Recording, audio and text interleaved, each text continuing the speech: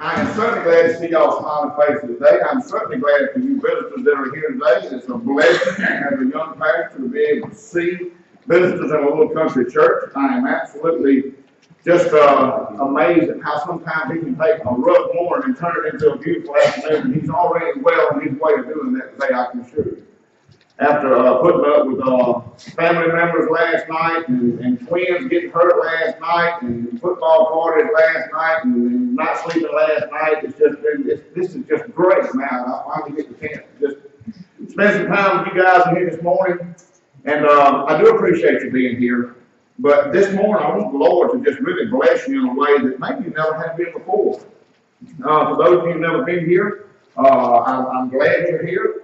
You'll probably see that maybe some things that are said in the pulpit may raise a question every once in a while. That's fine. That's fine. Nothing wrong with asking questions and things like that. Me and Mr. Bill talked about it many times. It's never right to question God. It's always okay to ask God a question. And there's a difference. So if you have questions there about something said in today's message, I invite you to come get me or grab me by the ear or by the arm or whatever after the message is over and say, hey, what the heck are you talking about? So, that I want you to realize that there's no disconnect between the end of this pulpit and the beginning of that first pew right now.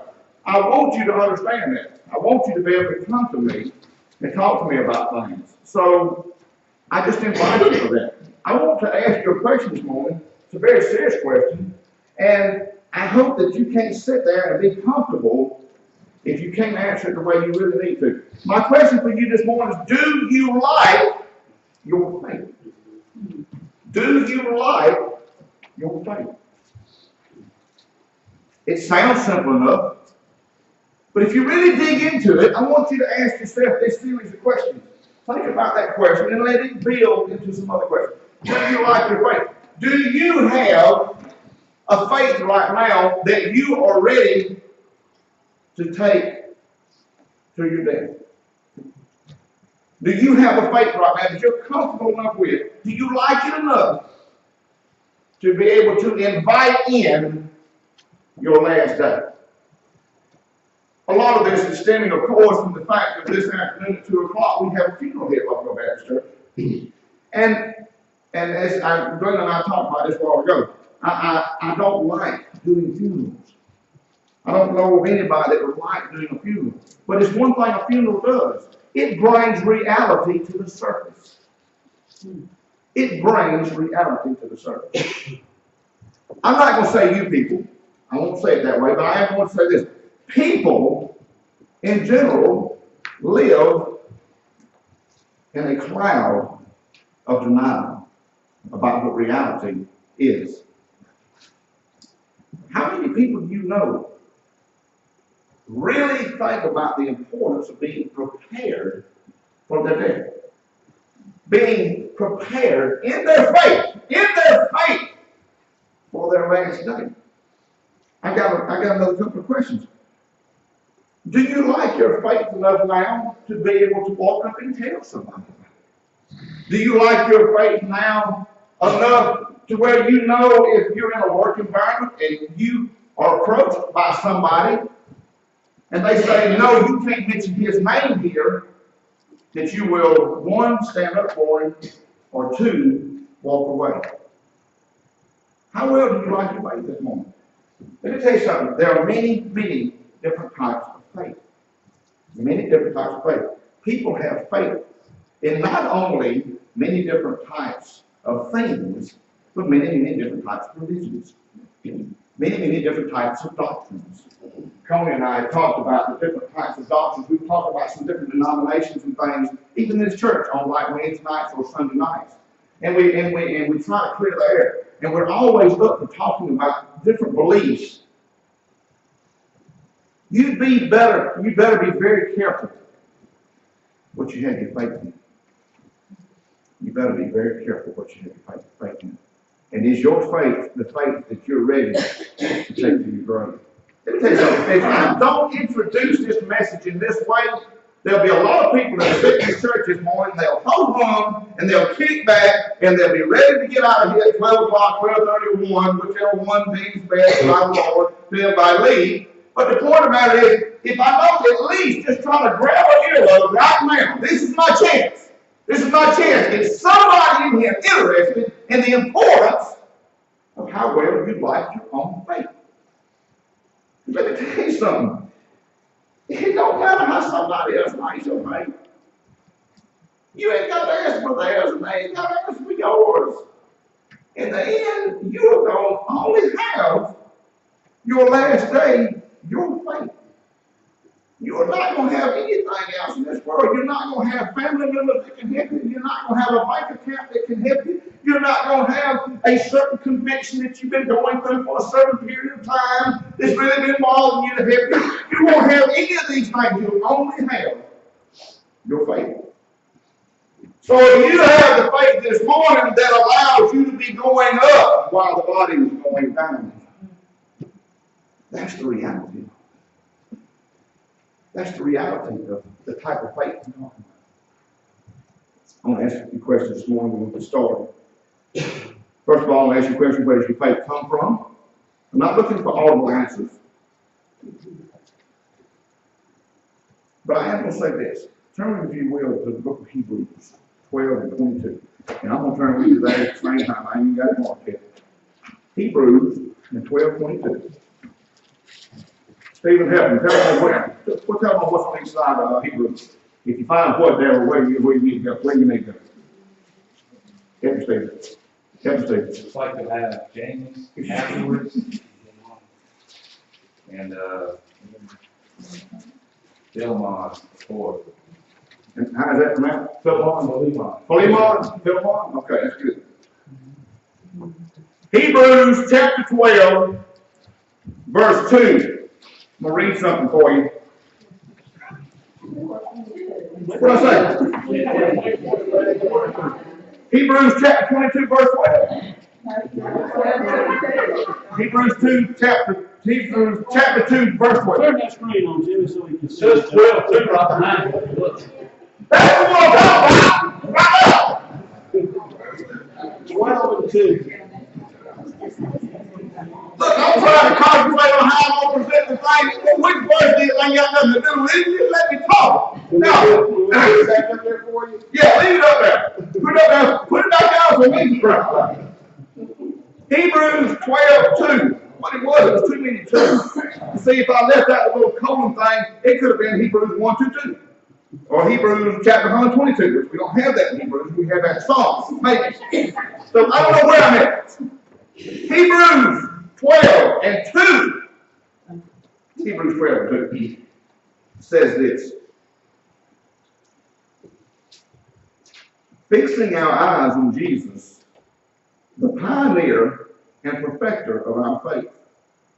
For the joy set before him, he endured the cross, scorning its shame, and sat down at the right hand of the throne of God. Consider him who endured such opposition from sinners, so that you will not grow weary and lose heart. Let us pray. Father, as we come to you now, thank you for this time. Father, I thank you for this wonderful, beautiful crowd you've got in your house today. It's just a pleasure. It's just a blessing to see all these visitors here, to see all the members here. Father, only you can supply blessings like this. Only you. Blessings like this only come from you. So, Father, I just ask that you'll continue to bless the rest of this message this morning. May you touch a heart in here in a way that's possibly never been touched before. May you use your Holy Spirit, Lord, and may you reign supreme in this building today. And for that one that sits here right now, that hears my voice, that actually may, for the first time, think something about Jesus, his death on the cross, as a reality that heart needs in its own life. Father, I pray for that heart today. I don't know whose name is on that heart. I don't know who that heart belongs to, but Father, I know that there's a heart in here today that needs Jesus. And we ask these things in and through his beautiful name. Amen. I want to talk to you about some things this morning. The word faith in Hebrews 12:2 refers to the gospel. It's talking about the gospel. When it says the pioneer and perfecter of faith, it's talking about the gospel. That's what it's referring to. The gospel is our faith. It's what we have our faith in. It's in the gospel of Jesus Christ. If you do not have your faith in the gospel of Jesus Christ, his birth, his life, his teaching, his death, the actual burial, the actual resurrection. If you don't have faith in that, you have faith in nothing. Or you have faith that will result in nothing. You can look at it one of two ways. You say, I don't have faith in that, that's fine. But you can have a faith in something that allows you to go nowhere. Okay? So, the verse is saying that Jesus created, designed, and authored the gospel by which we are saved. That's what Jesus done. Has anybody ever heard Jesus called the author of life? How about that? How about that? How about that? Ain't that cool?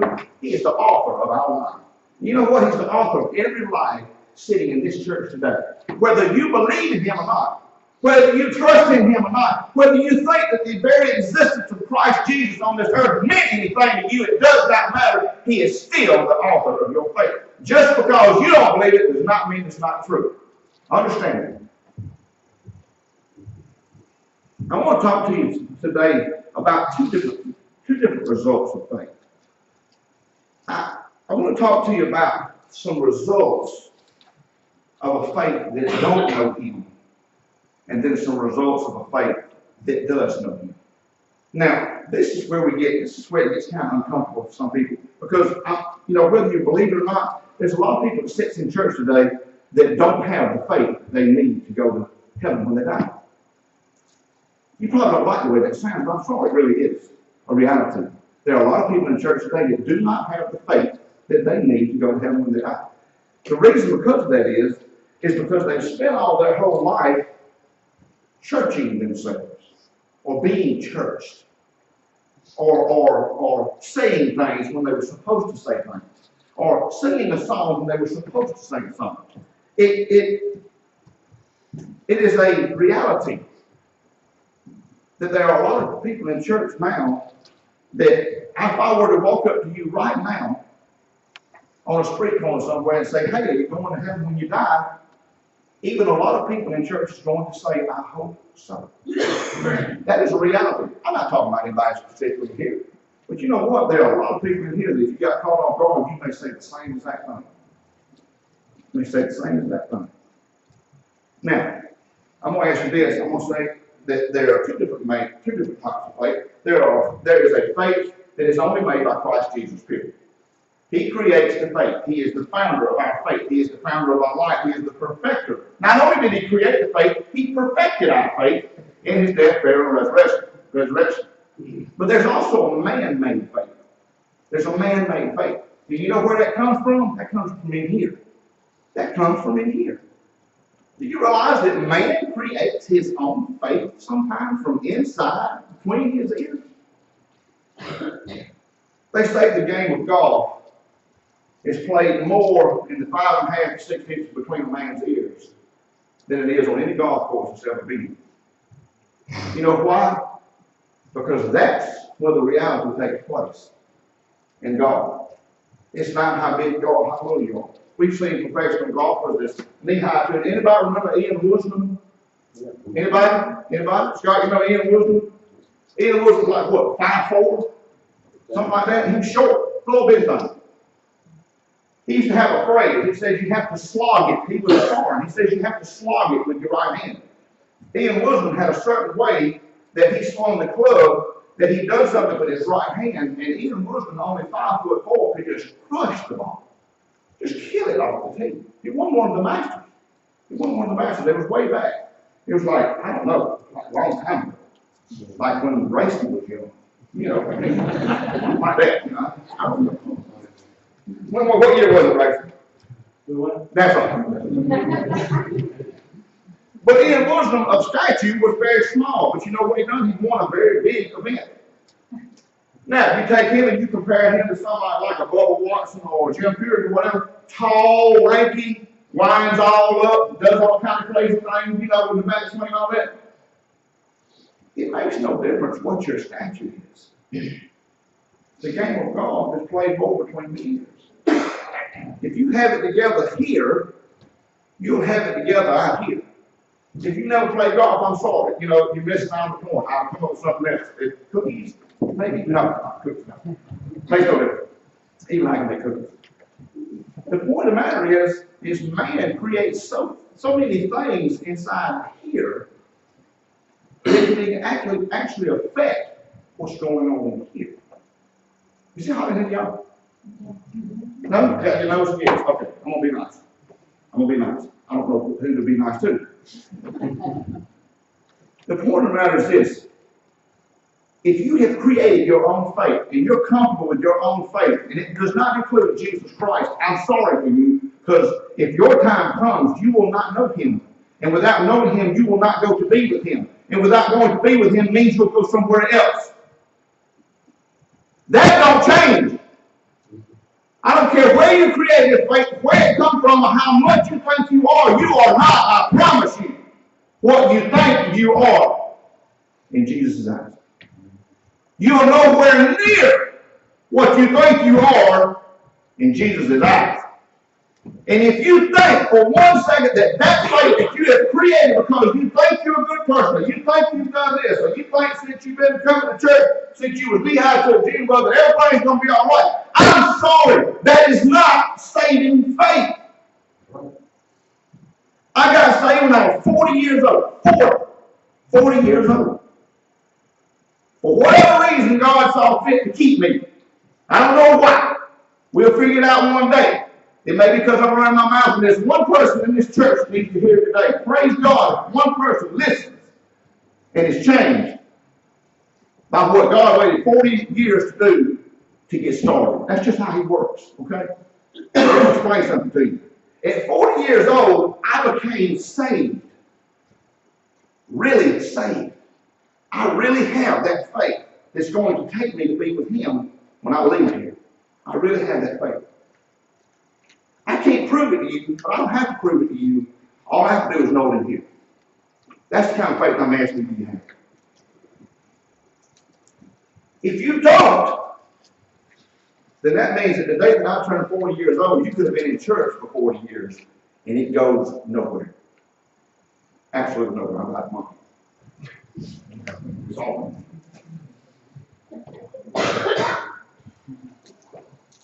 I told you, don't be surprised if you get something strange while you're here.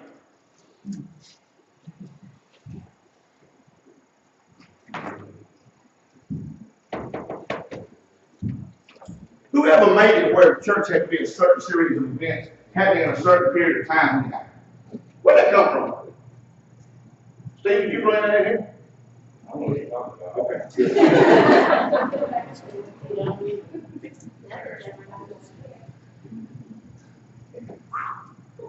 Y'all know I got a funeral at 2 o'clock. I can't be all dehydrated and stuff for a funeral. It's bad enough when I put that suit on. The results of not having a saving faith are this. I want to call them out to you. First of all, one of the results of having a man-made faith is being able to make this statement. Oh yes, I believe in Jesus, and I believe he died on the cross for me. Okay? And then that's where that stops. Okay? I guarantee you, if I were to ask for a raised hand, everybody in here, if I said, do you believe Jesus died on the cross for you? I guarantee you, everybody in here would probably hold their hand up. I don't know of anybody in here that would not. So if I were to say that, if I were to say, do you believe Jesus died on the cross for you? Everybody in here would more than likely hold their hand up. But if I were to ask the same crowd again, do you know right now that you have the faith that takes you to heaven to be with your Savior when you die? That's when them hands don't go up quite so quick. Because not having a saving faith can produce this comment, I believe that Jesus died on the cross. And that's as far as it goes. So just to say that you believe in God, just to say that you believe in Jesus, just to say that there's a Holy Spirit, does not mean that you have saving faith. Does not mean it. The second thing is I want you to understand about having a faith that is man-made or a non-saving faith is real faith changes people. Real faith makes you from who you were to who you are now. I've got not limitless examples, but I've got examples in this church right now of men and women that told me who they used to be. But with real faith, they are now something or somebody else. There's been a change. And you know what? It's not Whether you want it to be or not, whether you believe in this or not, it is not an internal change only. Listen to me when I tell you this. Christians that sit here and say, oh, I got saved such and such and such and such. But you know, I've always just been kind of a quiet person, and I'm shy. That don't mean that you got to stand out if you got saving faith and go out on the street corner with a bugle in your hand hollering at folks. People will look at you crazy. Believe me, we've done it before. Me and Stephen done it to a guy in Augusta. Like, these people are crazy. It happened. Stuff all over the side of their car. No, we don't want to be anywhere near them. They're strange. But it does mean, if you've got saving faith, that this world that does not know him will see that you are different in some way. In some way. Maybe you are shy. Maybe you don't like to talk. That's fine. There are many, many ways to show Jesus without opening your mouth. Understand and believe that. Many ways to show Jesus without opening your mouth. So, if faith has given you, if your faith has given you the saving grace that you need to go to heaven when you die, the world will see that there's something different about you than there is anybody else. Another thing that is a result of not having saving faith is that one thing, you know what you don't like to do? You don't like to talk about your faith. You don't like to talk about heaven. You don't like to talk about hell. You don't like to talk about what the preacher said. You don't like to talk about what the Bible says. You know why? Because you are uncomfortable talking about church stuff. Jesus, God, the Holy Spirit. You're uncomfortable talking about it. You know why? Because if you don't have saving grace in the faith that you have, then guess who else is involved in your life? Satan himself. Satan himself is involved in your life and has direct pull on your life if you don't know Jesus Christ as your Lord and Savior. Now, he still has a lot to do with your life after you know Jesus. Trust me on that. But the point of the matter is this. It is so easy to watch someone that's a Christian get uncomfortable by simply asking a few questions. Just ask a few questions. Not long ago, there was a young man come to our house. There was a technician come to the house working on something. And he come in, him and I was looking at something, and he blah, blah, blah, blah, blah, blah, blah, cuss, cuss, cuss. I'm like, whoa. Stop. You ain't got to say that. Oh, okay, I'm sorry. I didn't tell him I was a preacher. Nothing like that. I did later, but I didn't tell him. 15 minutes later, he's talking about church. And he's talking about he's a member of the church. And it's amazing how once somebody finds out that I'm a preacher, that their whole mindset changes toward the conversation. Whole mindset. If I didn't tell somebody about a teacher that I was a preacher, I'm good enough with this right here. Mr. Bill says I got the gift of gab. So that's his nice way to tell me I run my mouth way too much. Now, I guarantee you, because I have this gift of gab, that I could go back and have some of the same conversations I used to have before I knew Christ, and I guarantee you I can probably walk up to a lot of people and within 5 minutes have them talking about the discotheque in Augusta. Yep. Good. A lot of people talk about it. They were talking about it. They talk about discotheque. They talk about going to this joint, or that big joint, or this club, or that club, or doing this for these things, or gambling here, or doing this here. I guarantee you I could fall right into one of them conversations. I wouldn't, man. Don't get me wrong. I wouldn't. But I could. I'm able to still do that. There's still enough Marty left in here that I could do that. I learned some words from some of the deacons in the churches I've been here for crying out loud. I mean, so I know they still got it in them. I just say everybody, there's one on right now I know in particular. But the point of the matter is this. Now see that, I hit dog real hard. You told me to go back commentary. Oh. You see, for you visitors in here, I have to keep on their toes. You don't never know what I'm going to call in a mind. So you have to keep on the toe. But the point of the matter is this. Why you got to change the way your attitude is toward a conversation based off who you're talking to? If you are who you are in the Lord and who you say you are in the Lord, your conversation should stay the same always.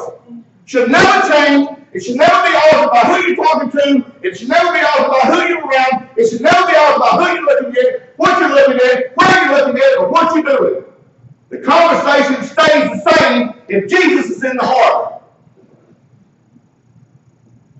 If you drink Pepsi on Sunday, you better drink Pepsi all week. It is just that simple. Who do you think you are fooling? But you know what? God says you ain't fooling nobody. But you said, you know why? There's a verse. Let's look at it. I'm going to get this one anyway. I should turn to it the second time. But check out what this verse right here says. Hebrews 4 and 13. Hebrews 4 and 13 says this. And I use this verse in my testimony, and I still have my personal testimony, because this is what I used to I would. Hebrews 4 and 13 says, and no creature is hidden from his sight, but all are naked and exposed to the eyes of him whom we must give an account. You're not fooling nobody but yourself. You're not hiding nothing. God knows. God sees. He knows who you are. He sees who you are. He don't have to have. He don't have to have any type of fancy equipment to look inside you. He can see right in here. You know why he can? Because he's God, and he can do that. He created you. He can also see you. You're not hiding it. And no creature is hidden from his sight, but all are naked and exposed to the eyes of him on whom we must give an account. One of these days, I'm going to ask you, one of these days, you will give an account to him. Do you have the faith that it takes to be able to go up with him? Do you have that faith on him? Because one of the results of not having that faith is you are a different person according to where you are at and what you are doing and who you are doing it with. Perfect example. And I'm using Mac as an example. I'm not saying that Mac has done this. Mac's been too good to me. I ain't saying it. Just say, for instance, that me and Mac, just say we have a Sunday school class together. And me and Matt, we sit up in here, we talk in Sunday school class, and we talk about this, we talk about this, we talk about the Bible, we talk about all these things, we talk about what a wonderful week we've had, and all that. But just say, for instance, when me and Matt may go fishing, and say Matt, he grabs and sets the hook on and like this, and the end of the rod, like way out coming, and he doesn't come back on that thing, and he's reeling this thing in, and seriously, the mountain is like a 5-gallon bucket. Like huge. It's like 18 feet long. It's a grill. What is he seeing? He's seeing record books. He's seeing name on GON News. He's seeing the whole 9 yards. He ran all back into it. Live. Peak. Matt cusses. Had I witnessed that, I might have myself. But that is not what I'm talking about. If Matt were to accidentally say something like that, I could look over it. Because you know what? None of us are perfect. And if you think for 1 second that you're never going to say nothing wrong the rest of your life, you're a bad mistake. But if it comes natural to you now, you don't have the saving faith that you need to have Jesus with you when you get ready to leave the service. If I put around and say something right now I ain't supposed to say, it stings, okay? It stings. It hurts. I'm trying to get both of it. I'm trying to work on both. I ain't calling the ladies, but I'm like that. You know, I'm trying to work on it. I'm working on it. You did. No, it was me cussing yesterday. I had ill on. But I'm sorry. But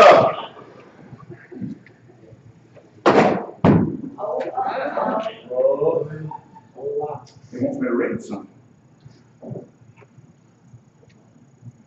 Lord, increase the value of your home.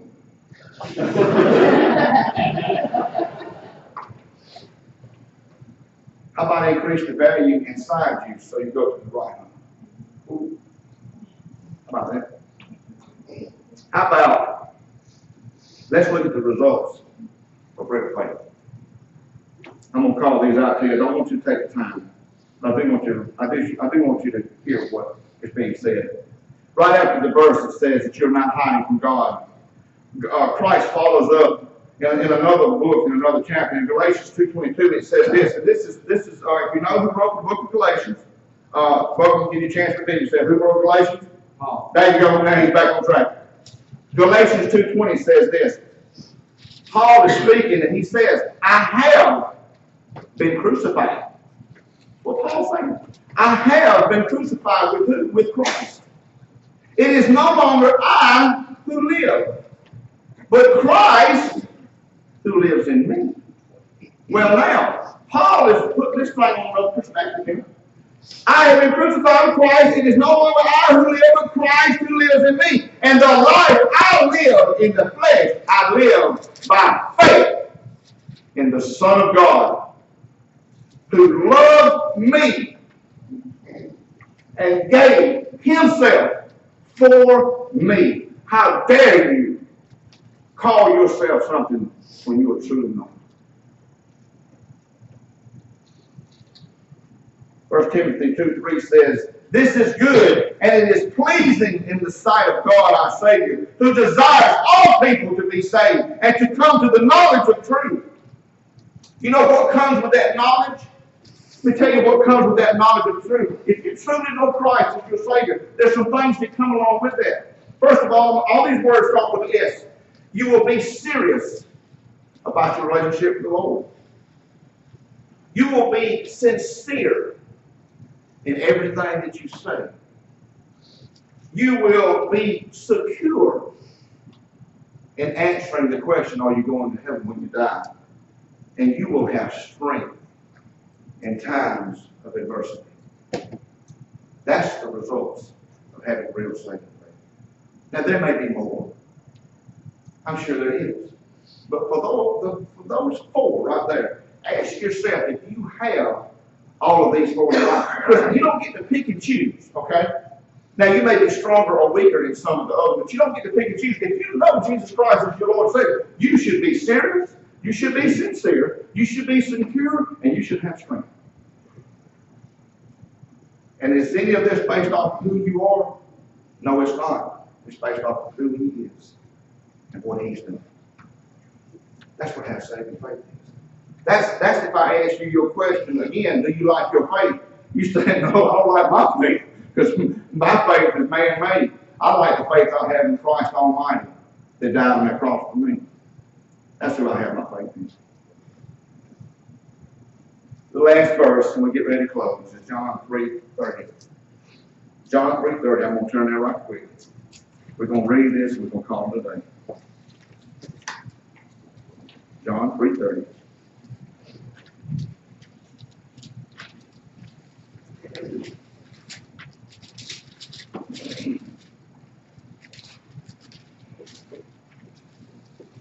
This is a very short verse, but it's probably one of the most powerful ones for a Christian in all of the Bible. The book of John, John's writing this, it says this in John 3:30. It says, he must become greater, I must become less. Other translations say it in other ways. Some translations say, I must decrease so that he can increase. There's some things we got to find away, folks. There's some things we got to set to the side to allow Jesus in. Let me share with you some of those things. Pride. You got to set pride aside, folks, okay? I don't care what you think. I don't care what you want. You got to set pride aside. You got to set embarrassment aside, okay?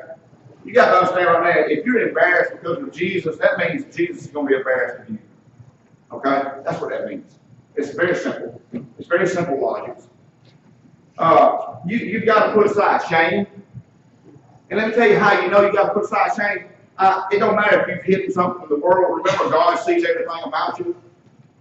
Not only does he see everything physical about you, he sees everything mental about you. He sees all your past, and he's already going to see all your future. So there's no need in being shameful when it comes to knowing Jesus. Don't sit there and say, well, I've done all these things, or I have these thoughts sometimes, or I'm struggling with this, or I'm struggling with that, or this is what I said to this is what I did years ago, and oh my goodness, that terrible mistake I made back then. Jesus ain't worried about that. You know what you got to do with that? You got to put that to the side. That's in his way. You realize that your shame is in his way? Do you realize that your guilt is in his way? All these things you're guilty of that you carry around you. Anybody ever seen that? It's a real famous picture of like an old man. It's a black and white picture. He's been all over. He's got this little big thing, this big old package of like sticks on his back. Anybody ever seen that? You know what I'm talking about? Somebody please take it here. I'll make you think. Oh, Jay, thank you very much. He's all these little bitty things. He's all crunched up like this. He's got this big old package, these like sticks. God said, yeah. You realize that's your guilt? As you realize that's what your guilt is doing to you, then you realize that guilt is in Jesus' way of coming more into your life and allowing you to live more like him. That's what that guilt is doing to you. That's why that guilt, that's why Satan's using that guilt to keep the Holy Spirit out. Pride, embarrassment, shame, feelings of rejection. Why are you worried about the world rejecting you? If the one that's accepting you is Christ, why are you worried about the young folks? As you sit here now, young folks, Courtney, Mackenzie, Trey, y'all sit here. Will, anybody else that's in here, this young Alex, any of y'all young people in here now that are still in school, going to school, whatever. You got to understand, it don't matter if nobody in class like you if you love Jesus. Don't you understand that? Because at the end of the day, when your time comes, I don't care how popular you are in school, they are not going to keep you from going where you're going if you do not know him. It's that important. To be with the in crowd is to be out of the right crowd. That's right. Pride, embarrassment, shame, guilt, feelings of rejection. Let me tell you this. Feelings of I'm too far gone for God to save me. A lot of people think about that. A lot of people say, I'm just anxious. God ain't fooling me. Look what I'm doing. Look what I'm doing. Let me tell you something. I want to finish with this. You are not too anything for God. You're not too anything for God.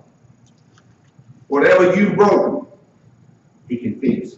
Whatever you've torn down, he can build up. Whatever you've misplaced, he can replace. It's very simple. It's very simple. But to finish today's message, it's very simple. Do you like your faith? What faith do you have? Is the faith you have, was it created here? Or was it created up there and now lives here? Think about that. Let's pray. Father, we come to you now, thank you for this time. I thank you that you have brought these